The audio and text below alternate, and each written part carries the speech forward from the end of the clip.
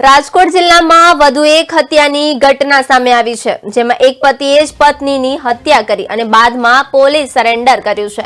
જેતપુરના બળદેવધાર વિસ્તારમાં ઘરકંકાસના કારણે પતિએ ધોકા ફટકારી પત્નીની હત્યા કરી નાખતા સનસનાટી મચી ગઈ છે। હત્યા કરનાર પતિ સામેથી જ પોલીસ શરણે થયો હતો, ત્યારે માતાની હત્યાથી 2 સંતાન નોંધારા બન્યા છે।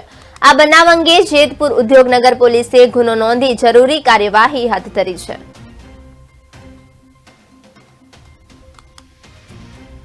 ઉદ્યોગનગર પોલીસના બળદેવધાર વિસ્તારમાં એક હત્યાનો બનાવ બનવા પામેલ છે, જેમાં પતિએ જ એમની પત્નીનું મોત નિપજાવેલ છે। ફિરોજ આરુણભાઈ મડમ જાતે સંધી કરીને જે આરોપી છે, તેમણે તેમની પત્ની શબનમબેન એને બાવળના ધોકા વડે માથામાં માર મારી અને ઈજા પહોંચાડે, ઈજા ગંભીર રૂપે થતા તેને સારવારમાં લઈ જતા તે મરણ ગયેલા છે।